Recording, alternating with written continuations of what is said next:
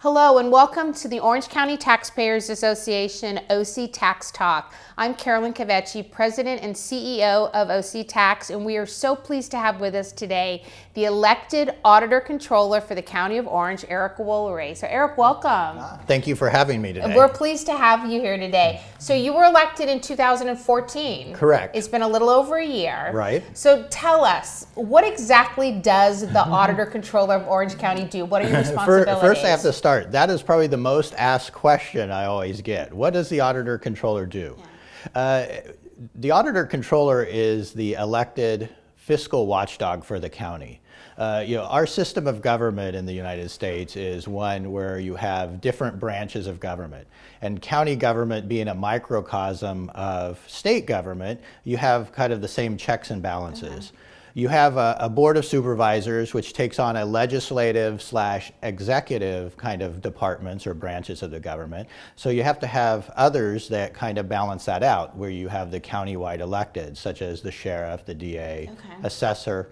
And the Auditor-Controller does that internally more for the county by overseeing the books. It's a lot of responsibility. So let's, on the auditing side first. So what kind of audits and what type of audits are your department doing, is your department doing on a regular basis? Well, first, the history is after the county bankruptcy, the office lost the audit function. It was kind of taken away from the office. So even though the office held the title Auditor-Controller, it was really just the controller. Because they felt that at that point it wasn't being done. It wasn't being done. The watchdog function wasn't being done the way it needed to be done. So they pulled that out and it reported directly to the Board of Supervisors.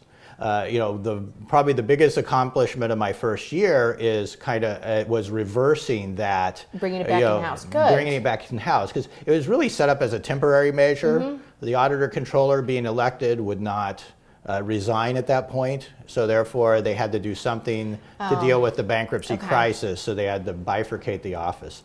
So now we have the office whole again. So now we have the complete check and balance.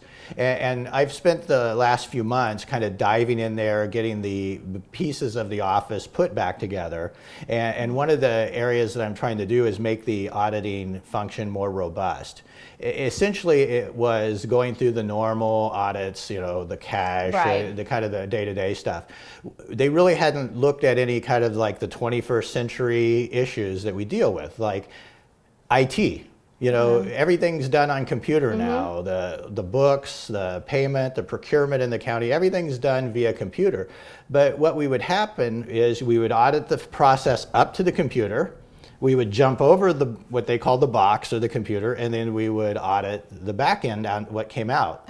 Now we're changing the audit program so that we're auditing the whole process through the computer, so that we're also bringing that aspect to operations. And you have then control over audit function over all of the departments, the district attorney, the sheriffs, the assessor, everything. You're our watchdog in that way. By state law, any department that has funds within the county treasury are subject to audit by my office. It's a big responsibility. Yes, it is. And part of that is we do a risk assessment every year, which we're working on for the next fiscal year. Okay, then on the controller side, you pay the bills. Correct. How does that work at the County of Orange? You have that's a lot of money. You're responsible for making sure those. It's over $5.5 billion a year. That all has to be done correctly and go to the right person. How does that work? Well, it works just like any major corporation.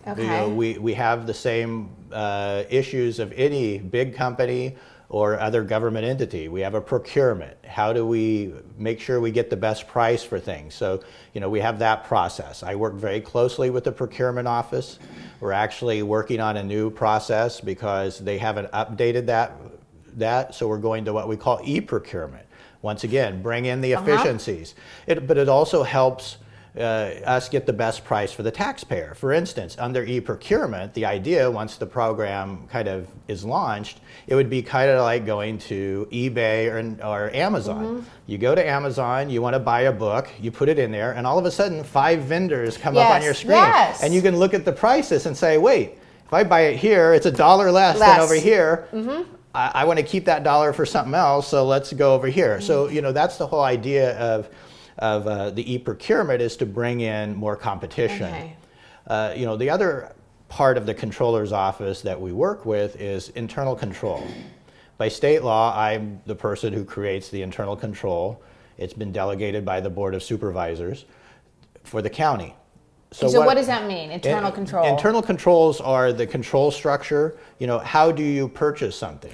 Oh, okay. So you have a manual. Okay, step one, we go out and get bids. Step two, Gotcha. A committee looks at it to ascertain which bid is responsible and the lowest. So, you have processes. Yeah.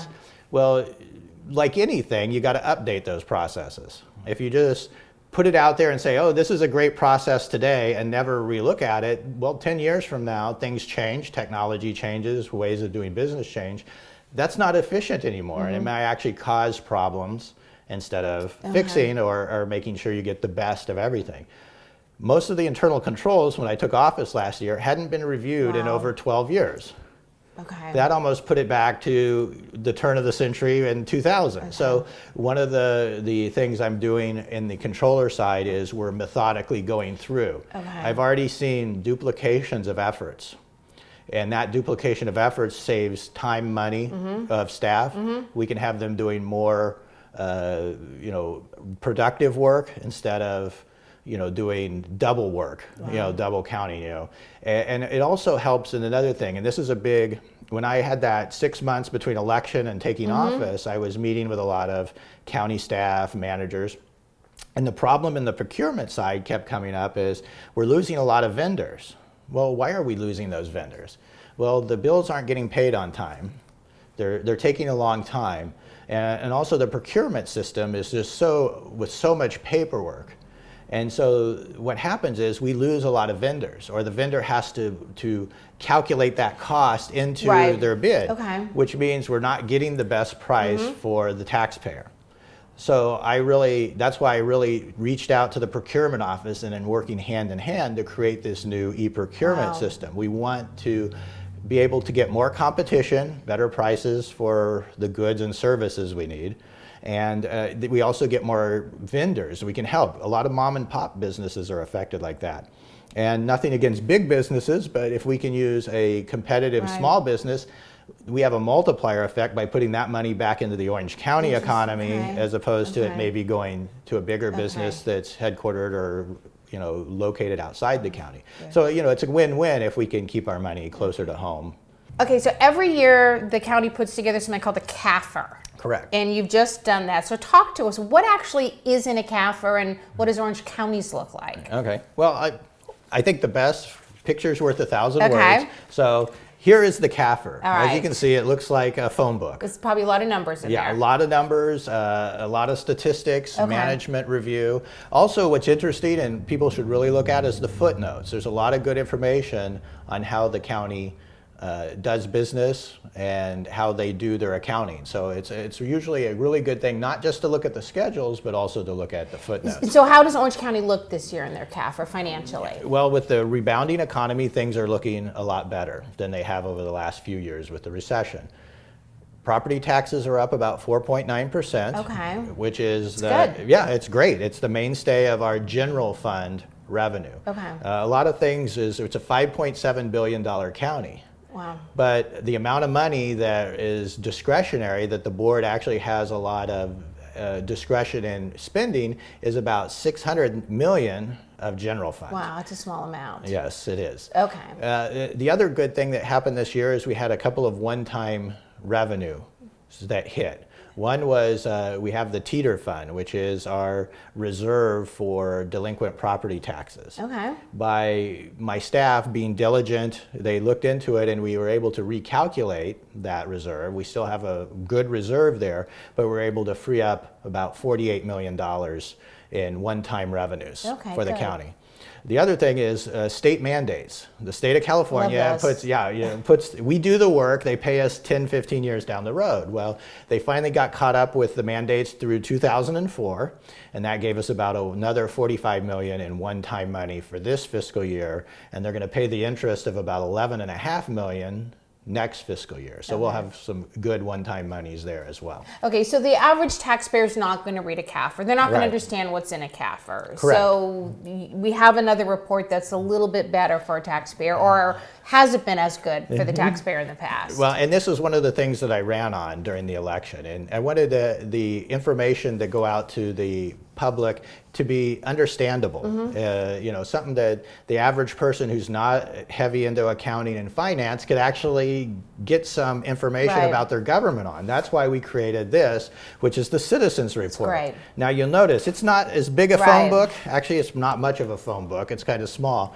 And the whole idea here is to boil some very important issues that are in the big book into a way that, you know, the average taxpayer who doesn't have a lot of time to study this, or who doesn't have the financial background, can understand what's going on, or some of the major things that are going on within the finances of the county. Because it is our money. It is our money. It is our money as taxpayers. So what's in the Citizens Report that an average taxpayer is going to want to know about this Well, year? the big thing this year is the Gadsby 68. Okay. It's a change in how we do accounting for the pensions. Okay.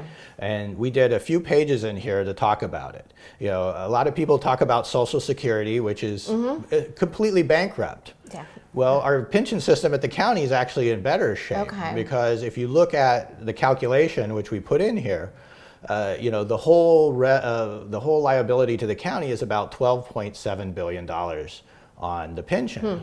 Well, we also have about $8.8 billion in assets to pay down that, Okay. or to cover that. So we're actually better funded than Social Security at the county. But that leaves a $3.9 billion unfunded pension liability that is now, because of the new accounting program or rules, is on the balance sheet of the And county. you actually show a comparison in this, right? Correct. That you show Yeah. pension and non-pension averages. See, what right here, and this is one of the things I wanted to show, a compare and contrast for those who work out in the private sector. You know, right here you have the calculation of an average county employee. You know, all of the items that would be withheld from their paycheck. And over here, we did the same exact pay rate. So you're comparing an apple to an apple with a private sector employee. It's good. And once you look at it, it's kind of interesting where the costs are Yeah. and where they aren't. I think, you know, some people will be surprised. There's some myths out there of what is Yeah. really expensive and what is not really Interesting. expensive, and the difference between the two. One of the things I liked about the report that you did also was the service indicators. People want to know what their taxes are actually going for and what kind of services they're getting, and I think that was really good. We were very pleased to be able to work with you. I know you reached out to a lot of organizations. And we were really happy to have organizations like yourselves involved, because that's how we get that information.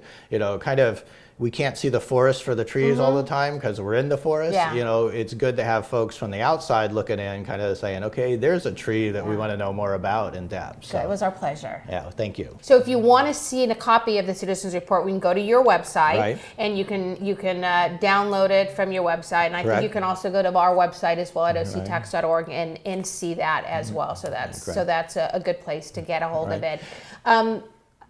Any improvements? What do you see in your future going forward now for your office? What do you want to do for the taxpayer? Well, I want to keep on with a lot of the things that I've put in place. You know, I talked about the internal controls hadn't been reviewed. I'm the first auditor-controller ever elected from outside the county. Everybody else came up within the county. So I'm bringing kind of a new view to things to the county. And one of the things I want to do is a cultural shift. And that cultural shift is, you know, a lot of people always see us as, oh, you're accountants, you're just processing payments, you're processing payroll. Well, I want us to be true taxpayer watchdogs, looking for problems. You know, we don't always see problems, not everything's a problem, but I want people looking for them and kind of taking that up to the next level so that we can really look into fixing them. So what I've done was, you know, you've heard of deputy sheriffs and all these other different, deputy district attorneys. Well, by state law, I can create deputy auditor controllers. Okay. In the past, that's been limited to a very small strata of staff at the upper level in my office. Well, what I did after taking office, about 6 months in, we had a big meeting with everybody together, and I deputized every employee in the office. Okay. And part of what I told them was, I'm deputizing this because I'm one person. We are an office of over 400 people. I need all 400 and something pairs of eyes looking at things and bringing that out and communicating it to us. Now, you can't just say that in one meeting and have everybody change. You know, it's a cultural thing. A lot of people have been working there 10, 20 years. So I have to keep on with that cultural change where people are more engaged and really looking at things with a little more critical eye. Not finding criticism in everything, but trying to find the constructive criticism to make things better. Well, I think the county can be very pleased that we have a watchdog like you in this office. So thank you so much for being with us today. It's my pleasure. Thank you. We're thrilled to have you. And if you're interested in getting more information about where your taxes are actually going at the county, you can go to our website, OCTax.org, or our Facebook page, the Orange County Taxpayers Association, and get more information about that, OCTax events, Proposition 13, and membership opportunities. And with that, we will see you soon.